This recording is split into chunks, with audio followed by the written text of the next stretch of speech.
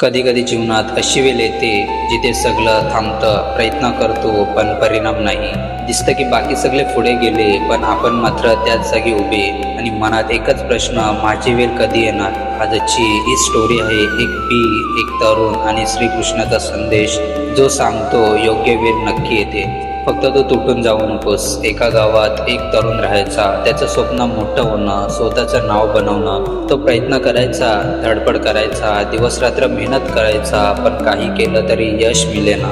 एखादं दार उघडतं तितक्यात दुसरं बंद. एखादी संधी मिळते तरी परिस्थिती अडथळा आणते. एक दिवस तो खूपच खचला. मनात ठरवलं की बस, मला कळत नाही हे देव माझ्यासाठी काय ठेवून बसलाय. त्याने जंगलात जाऊन बसून स्वतःलाच विचारलं, मी चुकीचं आहे का? माझी वेळ येणारच नाही का? तो शांतपणे रडत बसला.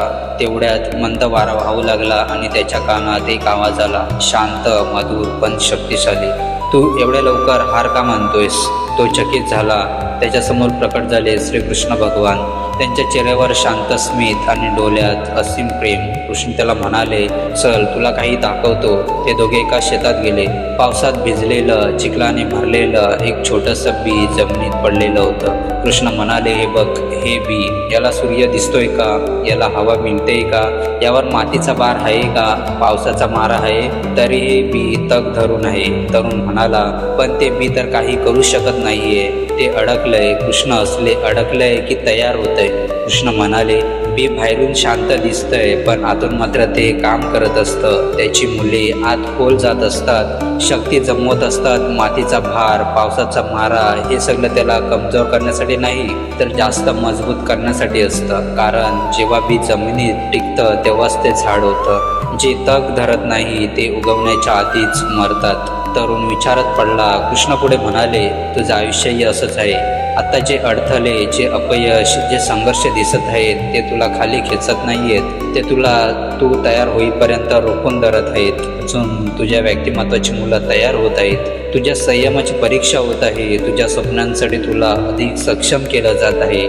तरुण शांतपणे ऐकत होता. कृष्ण जमिनीवरून ते पावसाने भिजलेले बी हातात घेतात आणि म्हणतात, हे बी जर आज तुटलं असतं तर कधी झाड झालं नसतं.